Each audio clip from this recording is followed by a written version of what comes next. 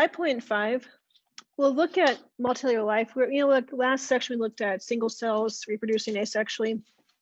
In this section, we'll talk more about multicelled organisms, which have many cells that make up different parts of the body. The key concept in this section is that cells work together to carry out complex functions.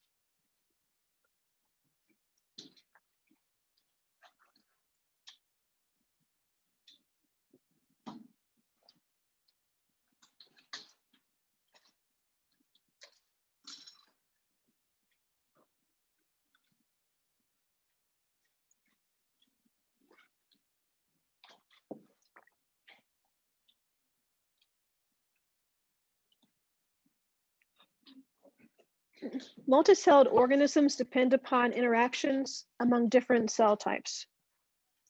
So the cells work together and have different jobs. So it's just one thing on that one. It's the cells work together to carry out complex functions.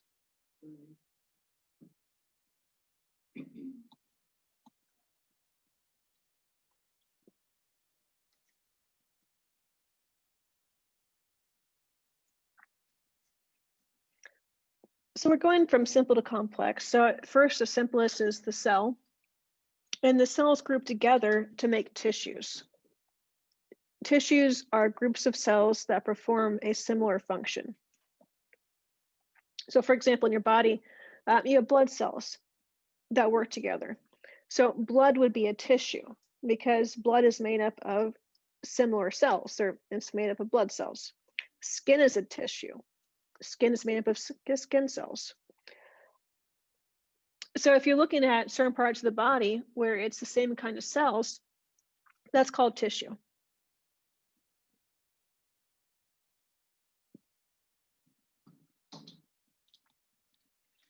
And then organs are more complex. Organs are groups of tissues that perform a specific or related function. So organs usually contain more than one kind of tissue. Not always, though, but many times they do. Your skin is actually considered an organ, which, we don't think of it as an organ, but your skin is made of different kinds of cells working together. You have different kinds of skin cells. Some skin cells in your body are called melanocytes, which make pigment. Other skin cells in your body are the top layer, which are dead. They're toughened. They're made of mostly a protein, which waterproof your skin. Then you have bottom cells in the skin, which make hair and grow new skin cells. And so within your skin, you have different kinds of cells. And that makes skin an organ because there's different kinds of tissue working together within your skin. I'm sorry.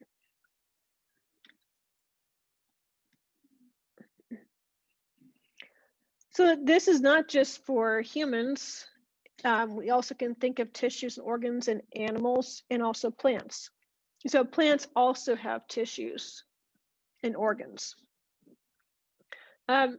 We can think of the leaves on a plant as tissue, or the bark on a tree. And then plants have veins, which they don't carry blood, but they do carry fluid, just like our veins carry fluid. Carries water and nutrients and sugar through the plant. So plants also have tissues and organs, just like animals and humans do. They're just not the same, but they work in similar ways to what a human or animal's tissues and organs would do. And then organ systems are groups of organs that carry out similar functions. In our body, we have 11 different kinds of organ systems. We won't get to all of them right now. In the spring, we'll get to the human body. We'll talk more about these in detail. So just really briefly, I can go through a few of these, what you see on here, but we'll talk more about this later on. But the first one to your left, this is the respiratory system. You have your sinuses, nasal passage, your pharynx, which is the beginning of your throat. You have your trachea, which is your windpipe. You have your larynx, which is your voice box. And that goes on to your lungs. And then what's this red thing down here? Does anybody know what that is? I think I heard somebody say it. Because of the D. Diaphragm. Somebody said that one? I thought I heard that. Maybe not. I thought somebody said it. Diaphragm. It's a muscle below your lungs. And that helps you breathe. That's actually how you breathe. Your lungs themselves are passive. They don't have muscles. They can't move on their own. They're like basically balloons that they fill up with air, but not by moving themselves. The diaphragm is what makes you breathe in and breathe out. Reminder about masks. Please keep your mask on over your nose. I think you all know, but if I see it down more than 2 times, I have to go send you to Miss Mappy's office. And so just please, even no matter what, just please keep it on. The next one on here, do you know what the yellow things are in here? Yeah. Veins, it kind of looks like veins. It's not though. If it would be red, we consider those veins, but the ones that are connected to your brain are a little bit different. So nerves, exactly. So that's your nervous system. And so your brain is also made of nerves. That's really what your brain is. It's a bundle of nerves. It's made of about 100 billion nerves. Next one on here, that's your lymph system. So if you see green looking veins on diagrams, that's for your lymph system. So it's similar to your blood system, but it's different. It carries different things. It carries mostly plasma. Plasma is a fluid made of protein and water. And also it carries white blood cells through your body. And so its job is to move water, nutrients, and white blood cells through your body. If you get sick, the doctor might check down here. Have you ever had that happen to you when they press down right here? Your lymph nodes right here can get swollen when you're sick. And so when you get a lot of white blood cells that are dying, you have an infection and it might swell right here. And that's a sign you have an infection, is when your lymph nodes get swollen. The next one to your right, digestive system, where you have your esophagus, stomach, liver, intestine, large intestine, small intestine. Also going back to this one really fast, you know what the red thing is right there? Yeah. The appendix, it's close to that. Your appendix actually would be on this side. But this is a large organ in your appendix. It's your spleen. That helps with filtering out old blood cells and making new ones. And if you have an infection, that can get large. Like if you have mono, your spleen can get quite large and even rupture if it's not treated. And so if you have pain in your right side and you're sick, that could be a sign of mono. I'm sorry, not right side, left side. That's the reverse on him. Going on to the next one over here, urinary system, kidneys, bladder. And then on the very top, the yellow thing on top of there, those are your adrenal glands. They secrete adrenaline in the top of your kidneys. We'll get to these again in more detail. I just want to give you an overview of the systems. Specialized cells perform specific functions. So a specialized cell has a certain job to do. Now, when you're first created, you're only made of one cell. And that one cell divides into 2 cells, those 2 cells divide into 4 cells, and so on. But how do you start with one cell, with just one set of DNA, and then make different kinds of cells? Your body has to program it. So there's different chemicals that can turn off genes or turn on genes, and that can create different kinds of cells in your body.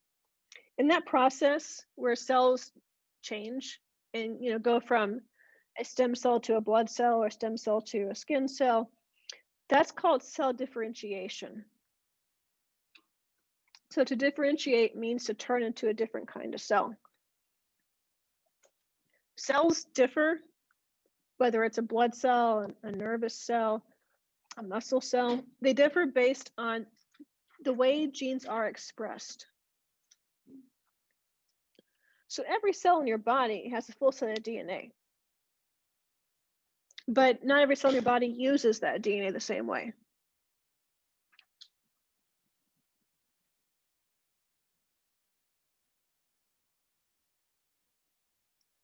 So DNA is like a cookbook, where you have a bunch of different recipes in there.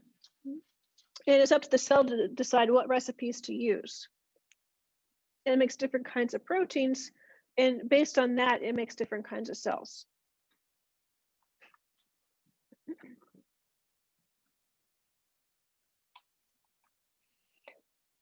So when somebody is very, very young, when they're an embryo inside the womb, and the cells are dividing, based on the location of the cells, it will determine what kind of cells are created. So the embryo, which you can see over in this picture right here, has different parts to it. And based on where the cells are, there's different chemicals, and those different chemicals will make the cells turn into different things. So the outer part of the embryo, those cells turn to skin cells, which we can see down here in this picture. So this is your very, very top layer of skin cells. And these are dead cells. You can see they're kind of shriveled up and flattened. They're made mostly of protein. And so when you feel your skin cells, that's actually what you're feeling, are these. And they slough off very easily. Whenever you rub against your skin, they're falling off. Because you can see they're not really that attached to your skin. In the middle part of the embryo, they will make bone cells, which you can see in the middle picture. Yes, Jordan? So is it like, I don't know, like the skin cells, like when you get tan, do they get like Yeah, so what happens when you get tan? So melanocytes are cells in your skin which make more melanin, which is a pigment, which makes your skin darker. And let me just draw on the board real fast. I can show this to you. So the cells in your skin, there's a nucleus, right, inside each of your cells. Melanin is like an umbrella, which is right over the nucleus. So each of your skin cells has this umbrella-like thing over the nucleus. And that is like a sunshade that keeps the nucleus from getting damaged from the sun. And the more of this you have, darker your skin appears. And so that's how you get tanner, is like every time the sun shines on your skin, the melanocytes recognize the sun damage and they make more melanin to protect your nucleus from being damaged. And that gives you skin cancer if you have damaged DNA. That's why it's really important to have those little umbrellas over each nucleus. People who are very, very dark skinned don't usually get skin cancer or get sunburned. They have built-in sunblock. I mean, it's possible that they can get sunburn and skin cancer. It's just not very likely because they have very good protection from the sun. People who are very pale are very prone to skin cancer and sunburn because they don't have much protection from the sun.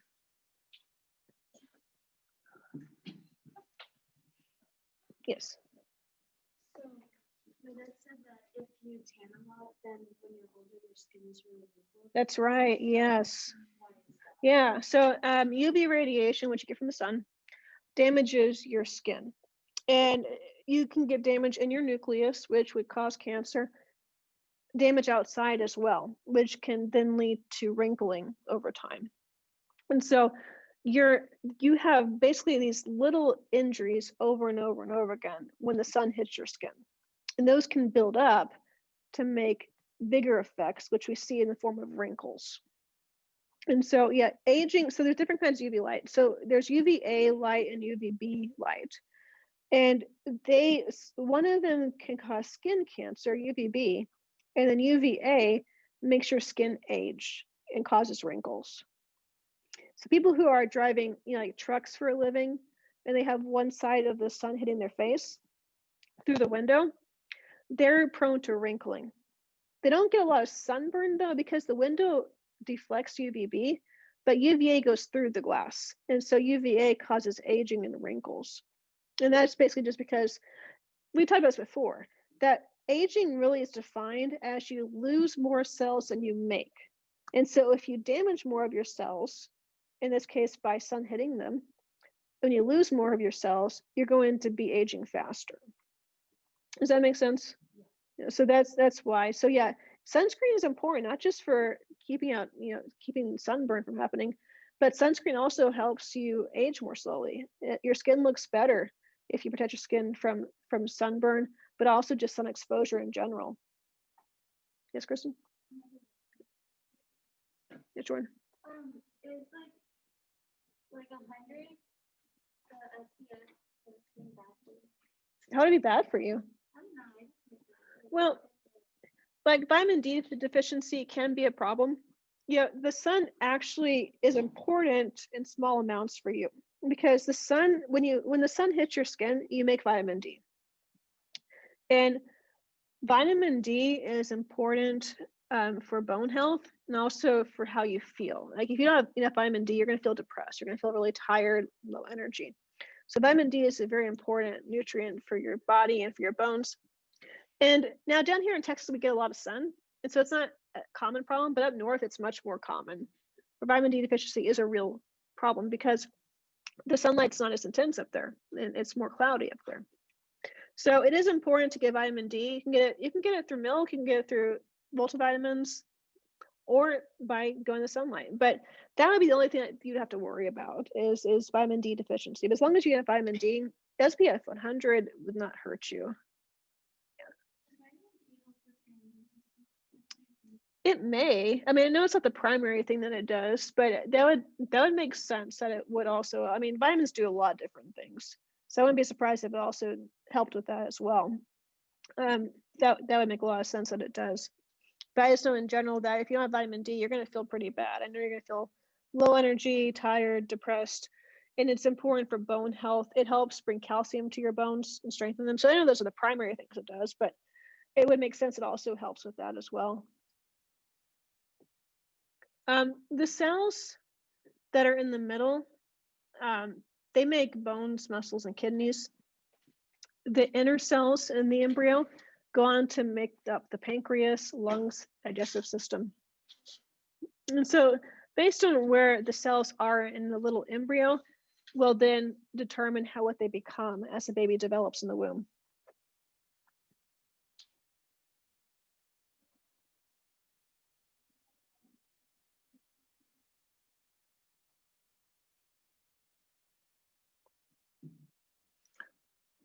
So stem cells, we've talked about this before. I showed you a video about stem cells.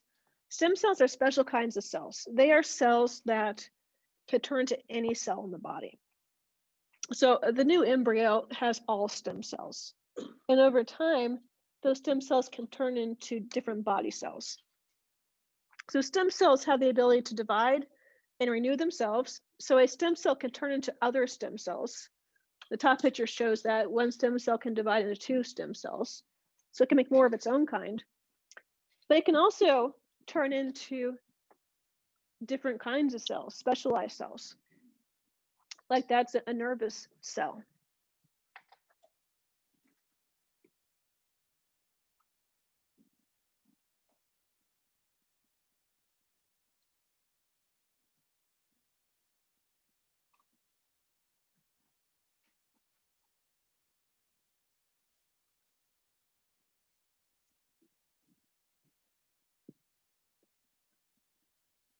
Do you have a question? The next thing that they can do is they can remain undifferentiated, which means they're still stem cells. So stem cells can stay as stem cells and not turn into different kinds of cells, and that means they're undifferentiated. But they can also become specialized and differentiated, where they turn into a variety of different cell types. So stem cells make up every kind of body cell in your body. Every cell in your body starts as a stem cell, and then it turned into bone cell, muscle cell, brain cell, etc. And that's what a specialized cell is.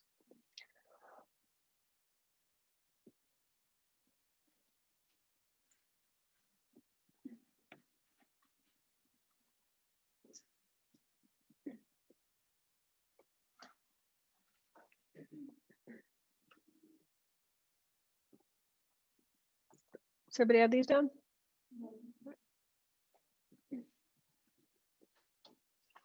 So when we hear the word stem cells, we think about, the immoral kind of stem cells from a little baby.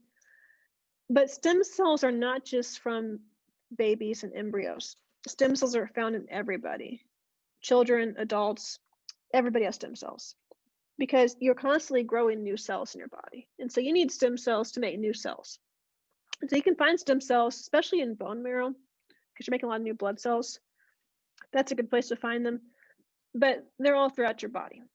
And so you can make stem cells, you can take them from you, and you can then use those to make your own body organs. And the video that I showed you did that. They can make a new heart based on your own stem cells. If you need a heart transplant, they can take your own stem cells, put them in the heart, and those will turn into heart tissue and grow a new heart. Yeah, they aren't able to do that yet medically. They can do it experimentally, but they haven't actually used it in a person just yet. But they're very close to that, and they can do that. They're just not ready to actually do that medically at this moment. They have to do more testing to make sure it's safe. But stem cells are found in every person. So there's 3 kinds of stem cells which you can find. There's totipotent. So these are from Latin words. Does anybody remember, if you've taken Latin, do you know what toti means in Latin? Think about totus tuus. You might have heard about that Latin phrase before. Yeah. Total? Yeah, total, whole, entire. Good. What about potent? Yeah. Very good. Yeah, potens in Latin, to be able. That's so. Totipotent, what would that mean? Well, it says right here, to grow into any kind of cell type. And so it's able to grow into anything. So a totipotent stem cell can make a whole new organism. So when you start as a single cell, that's a totipotent stem cell. It can make a whole new organism, every cell in the body. Pluripotent. You know what pluri means in Latin? Means many. So it can make pretty much any kind of cell type except a totipotent cell, which means it can make any cell in the body, but a pluripotent cell cannot make a new organism. So take a pluripotent stem cell, you can make anything that you want, blood cells, brain cells, muscle cells, but you cannot create a whole new being. But take a totipotent stem cell, and that could turn into a whole new human being. So that's the difference between the 2. The multipotent stem cells, so they can change to other kinds of cells, but they're limited in what they can do. So they can only grow into closely related cell types. So take a stem cell from your bone marrow. Generally, it can only grow into blood cells, and red blood cells, white blood cells, platelets. That's about what it can do. And so it can grow into different cell types, but that stem cell from your bones could not turn into, say, nervous tissue or muscle tissue. Now, there's ways we can get around that, and we'll talk about it in a little bit, but just on its own, it could not turn into any cell type you want it to turn into. Just turn into a handful of different kinds. So just to review, we talked about, you don't need to write down this chart. We've talked about this on the top part of this, but let's go through this. So a totipotent stem cell, as I mentioned, it's the first cell that is a new organism. So when a fertilized egg, and when sperm meets the egg, that's a new organism. That's the first cell of that new human being. And that's a totipotent stem cell. Embryonic stem cells are pluripotent. And so after that one cell divides, it then creates new stem cells, which are pluripotent. They can turn into almost any organ. Then adult stem cells are mostly multipotent, which means they can make different kinds of cells, but they're limited in what they can do within a certain body location. So stem cells from, say, your muscles could make more muscle cells, but they couldn't make blood cells. Stem cells from your bone marrow can make red blood cells, platelets, and white blood cells, but they couldn't make muscles. So you have limitations on those adult stem cells, but we do have ways to convert them into more powerful cells, which we'll talk about in a second. Okay, so stem cells, as we talked about, can come from adults or embryos. Did you all need those notes back here? Okay. So adult stem cells do have some drawbacks, not many, but they do have a few drawbacks. One drawback is that they can be hard to isolate and grow. And so sometimes in a laboratory dish, they don't always grow so well. You have to take more samples from the person. But they have a lot of pros to them as well. Adult stem cells, because they're your own cells, your body will not reject them. Yes, if you get an organ transplant, say a heart transplant, that heart came from a different person with different cells, your body could reject that. But if they're your own cells, the body knows it's your own cells, and they won't reject it. If you use embryonic stem cells in a person, the body also knows that's not its own cells. It can reject them as well. But the biggest drawback to using embryonic stem cells, it's immoral. It involves destruction of a human life. So it's the creation and destruction of human beings when we use embryonic stem cells. And that's why it's immoral to use them. But stem cells in general can be good if you use them from the adults. That involves no destruction of human life. It's just a blood sample, a bone marrow sample from a person. It's very safe. So it depends on what you get them from, but adult stem cells are moral and safe to use. The embryonic stem cells also have not really been shown to work. They've not been shown to help treat anything. In every case they've used them in, it's caused tumors and cancer. There's not been a single treatment that we've used that has worked for embryonic stem cells. They always give rise to cancer whenever we use them. But we can see in this picture the idea from embryonic stem cells. They fertilize an egg in a laboratory, and that's also immoral to do that. You're making a new human person in the laboratory, so that on its own is not moral. But then what do? They grow that embryo, that new human being, then they destroy the cells. They take out the cells from that embryo. And they grow them in a petri dish, which you can see right here. And those cells then turn into different kinds of tissue. They're muscle, nervous tissue, red blood cells. The idea is then to implant this into a person who needs muscle tissue, for example. They might have an injury. If you have a muscle injury, like a really bad, like if you have, say, a burn, and it burns your muscle, that won't grow back. As you saw in that video with that veteran from the war, he had a huge pit in his thigh. It was muscle that could not grow back. But you inject muscle tissue in there, then you can replace that. And so that would be the idea. But in that video, they used his own stem cells. If you use embryonic stem cells, it's been shown to only give cancer and tumors. And so there's really no good reason to use embryonic stem cells at this point. There's nothing that's going to be beneficial about them. There's only really terrible things that are involving the murder of human beings when they're used. But scientists like them because they're pluripotent. They're easy to turn into any kind of stem cell, any kind of cell that you want them to, and they can grow forever. Basically, you can regrow them over and over and over again. They never run out. And so that's why scientists have not really moved on past them just yet, even though they should. They like how easy they are to use.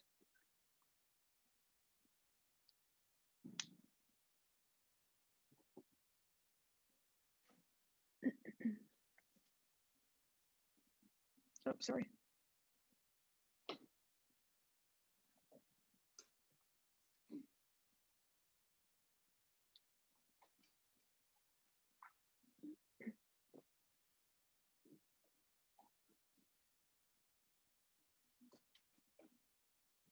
Does everybody understand?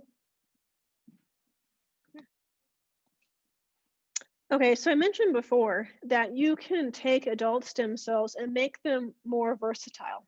And so we can reprogram adult stem cells to become pluripotent. So on their own, adult stem cells are multipotent, but we can reprogram the genes to make them pluripotent, and they become like embryonic stem cells. And you can make them into any cell you want. So that just gives you, again, no good reason to use embryonic stem cells, because we can change adult stem cells into the same kind of cell that you get from an embryo. And so we really have, whether you're an atheist or a Christian or scientist, there really would be no good reason to use embryonic stem cells at this point, because we can take adult stem cells and make them turn into the same kind of cell as you get in an embryo. This is called induced pluripotent stem cells, where you make them turn from multipotent to pluripotent cells. And using this method, we've been able to treat or cure about 70 different conditions. So adult stem cells, let me go back, sorry. Adult stem cells have been shown to cure or treat 70 different conditions, and that number is growing year by year. Embryonic stem cells have not treated or cured anything. They've only caused cancer. So stem cells have been shown to cure and treat diseases, leukemia and lymphoma, especially. Parkinson's is another one, ALS, that might also benefit from adult stem cells. So this can replace damaged organs or diseased organs. Leukemia and lymphoma, those are cancers of white blood cells. And so this stem cells allow you to replace the white blood cells with good ones. Other conditions like Parkinson's, that's a disease that destroys the nervous system. And you can replace the nervous system by growing stem cells. Yes. Has it been proven, like, does it actually work? In certain people it does. So it's not across the board success. So but in certain people, it has been shown to reverse or even cure their conditions. But it's not a guaranteed cure for anybody, but it's promising for many people. So it's still not a widespread thing. It still needs a lot of testing and development to really have it be ready for everybody. It's more of a last resort, but for many people, it has been shown to help or treat their conditions with Parkinson's, leukemia, lymphoma. But they usually try other things first before they get to the stem cell use. But as you saw in the video, it also can be used for organ transplant, where we can grow new organs. And while they can, they have not got to the point where they're going to do that for everybody. It's still considered to be experimental. But hopefully in the next decade or two, it will go from experimental to medical, where everybody can get this treatment. So stem cells could really revolutionize the drug process, where they're testing new drugs on animals or humans. They can test them on stem cells instead. And that can help them understand better what drugs do to the tissue and to the organs without harming animals or humans. This can really speed up, making new vaccines, because they can test it on the organs in a laboratory and not have humans take the vaccine first. So they can speed up the drug trials for those kinds of things. So those are some things you can do with stem cells. There's still a lot more that are possible, but that's what we're looking at in the near future for stem cells. All right, let's end here for now. And let me give you some homework to work on for the last part of class. It's on page 147. Do 1 through 6. Page 140.